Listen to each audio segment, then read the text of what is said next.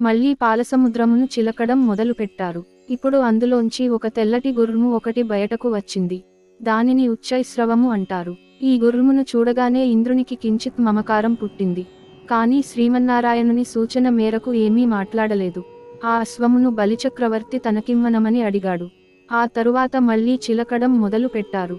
ఇప్పుడు పాలసముద్రంలోంచి బ్రహ్మాండమైన కల్పవృక్షం ఒకటి వచ్చింది. ఆ కల్పవృక్షమునకు పువ్వులు పూసి ఉన్నాయి. ఆ పువ్వులు ఎవరు పెట్టుకుంటారో వారికి ఐదవతనం తరగదు. దానిమీద నుండి వచ్చే గాలి ఎవరు పీలుస్తారో వారి ఆరోగ్యం పాడవదు. ఎవరు కల్పవృక్షం దగ్గరకు వెళ్లి ప్రార్థనలు చేస్తారో వారికి ఫలముల రూపంలో కోర్కెలు తీర్చేస్తుంది. ఈ కల్పవృక్షమును ముందు ఇంద్రునికి ఇచ్చారు. ఆయన దానిని తీసుకున్నాడు. తరువాత అప్సరసలు పుట్టారు. ఆ అప్సరసలు దేవకాంతలై దేవనర్తకీ మనులై ఉండిపోయారు. తరువాత పాలసముద్రమును ఇంకా చిలకడం మొదలు పెట్టారు. ఇప్పుడు లక్ష్మీదేవి ఆవిర్భావం జరుగబోతోంది.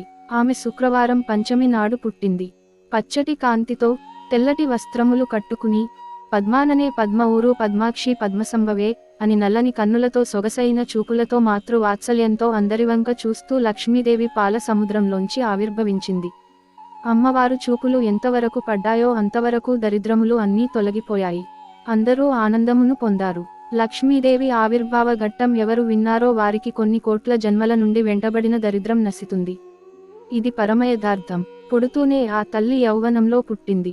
ఇంద్రుడు వెంటనే కలశ స్థాపనం చేసి అమ్మవారిని దర్శనం చేసి చెప్పిన స్తోత్రం వ్యాసభాగవతంలో లేదు. కానీ దేవీ భాగవతంలో ఉంది. దానికి పెద్దలు ఒక మాట చెబుతారు. ఈ స్తోత్రమును చేయడానికి కొన్ని రోజులు నియమం ఉంది. అలా ఈ స్తోత్రమును తెలిసి కానీ తెలియక కానీ చేస్తే ఆ వ్యక్తి భూమండలమును శాసించే చక్రవర్తిత్వానికి వెళ్ళిపోతాడు. పక్కన నారాయణ భక్తితో కలిస్తే భక్తితో కూడిన ఐశ్వర్యం వస్తుంది. అమ్మవారు తెల్లని చీర కట్టుకుంది. పచ్చటి ముఖంతో బంగారు రంగుతో మెరిసిపోతూ ఉంది. నల్లని జుట్టు కలిగి ఉంది. కబరీ బంధం చుట్టూ చక్కటి మల్లెపువ్వులు, సంపంగి పువ్వులు, జాజి పువ్వులు అలంకరించుకుని ఉంది. మెడనిండా హారములు వేసుకుని ఉంది. వరదముద్రపత్తి చేతితో ఐశ్వర్యమును కురిపిస్తూ మీ కోరికలు తీరుస్తాను సుమా అని అందరికీ అభయం ఇస్తోంది.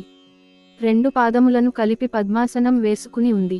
పిల్లవాడు శిశువుగా ఉన్నప్పుడు ఆ శిశువుగా విన్న బిడ్డడిని బ్రతికించగలిగిన శక్తి ప్రపంచమునందు అమ్మపాలు తప్ప వేరొకటి లేదు.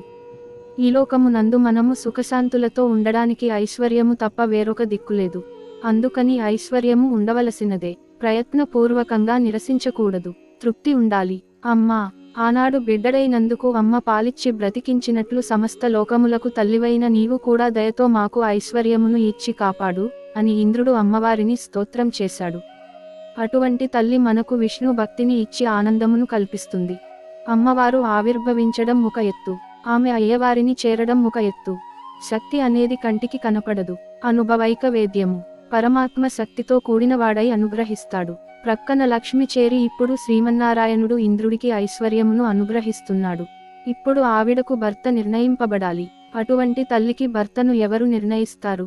ఎక్కడ పుట్టిందో అక్కడి వాడు తండ్రి అవుతాడు.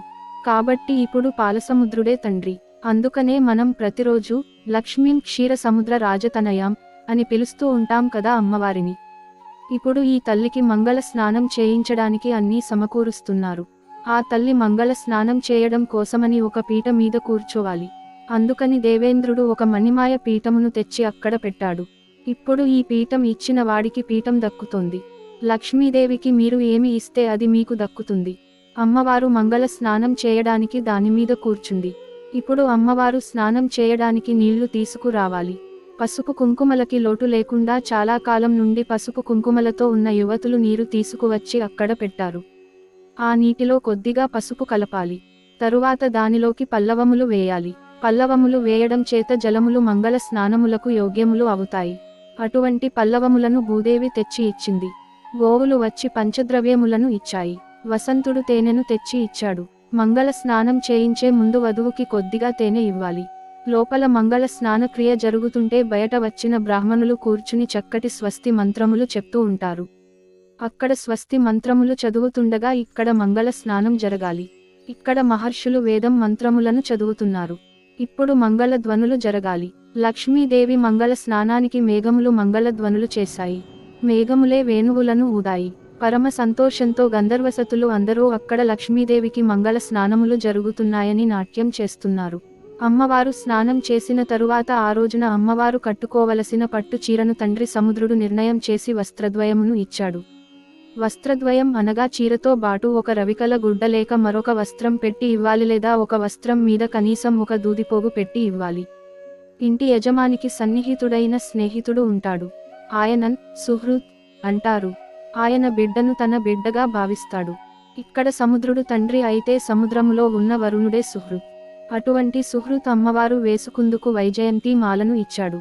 అమ్మవారు వేసుకోవడానికి కావలసిన గాజులు, హారములు, నగలు వీటినన్నిటినీ ఒక దంతపు పెట్టెలో పెట్టి విశ్వకర్మ తెచ్చి అమ్మవారికి ఇచ్చాడు. సరస్వతీదేవి ఒక మంచి తారహారమును ఇచ్చింది. బ్రహ్మగారు ఒక తామర పువ్వును ఇచ్చాడు. నాగరాజులు అమ్మవారు చెవులకు పెట్టుకునే కుండలములు ఇచ్చారు. శృతి తనంత తానుగా ఒక రూపమును దాల్చి అమ్మవారికి ఆశీర్పూర్వకమైన భద్రతను చేకూర్చగలిగిన మంత్రమును ఆమ్నాయం చేసింది. దిక్కులను స్త్రీలతో పోలుస్తారు. దిశాకాంతలందరూ అమ్మా లక్ష్మీ నీవు ఎల్ల లోకములకు ఏలిక రాణివై పరిపాలించదవుగాక అని ఆశీర్వచనం చేశారు. ఇప్పుడు ఆ తల్లికి తనంత తానుగా వరుడిని ఎంచుకోగలిగిన పద్ధతిని సముద్రుడు ఆమోదించాడు. ఆమె చేతికొక చెంగల్వ పూదండ ఇచ్చాడు. ఇప్పుడు దండ పట్టుకుని ఎవరి మేడలో వేయాలి అని బయలుదేరుతోంది. లక్ష్మీదేవికి సంబంధించిన ఈ పద్యములు వింటే కన్నెపిల్లలకు అటువంటి భర్తలు వస్తారు అంటారు. ఆవిడ జగత్తున కంతటికీ తల్లి. నారాయణుడి వంక చూసింది. ఇలాంటి వాడు నాకు భర్త కావాలి అనుకుంది. తామర పువ్వుల వంటి కన్నులు ఉన్న శ్రీమన్నారాయణుడు ఏమీ తెలియని వానిలా చేతులు కట్టుకుని నిలబడ్డాడు. అమ్మవారు గబగబా సింహాసనం దిగి నడిచి వచ్చి ఆ వరమాలను ఆయన మెడలో వేసింది. ఆ సమయంలో అమ్మవారు అందరినీ చూసింది కానీ రాక్షసుల వైపు చూడలేదు. అంతే, వారు దరిద్రులైపోయారు. వాళ్లకి అమృతం పోయింది. ఇప్పుడు సముద్రుడు మామగారు అయ్యాడు. అమ్మాయి అయ్యవారి దగ్గరకు చేరితే తాను మామగారు అవుతాడు. మామగారు తన కొడుకుకి అల్లుడికి అభేదం పాటించాలి. కొడుకుకి ఎంత అమూల్యమైన వస్తువు ఇస్తాడో అల్లుడికి కూడా అలా ఇవ్వగలగాలి. ఎందుకు అంటే ఆయన ఇప్పుడు పితృపంచకంలోకి వెళ్ళాడు. మామగారు అవగానే సముద్రుడు తనలో ఉన్న కౌస్తుభమును తీసుకువచ్చి శ్రీమన్నారాయణునికి బహూకరించాడు. శ్రీమన్నారాయణుడు ఆ కౌస్తుభమును తన మెడలో పెట్టుకున్నాడు. ఒక పక్క శ్రీవత్సము అనే పుట్టుమచ్చ మెరుస్తోంది.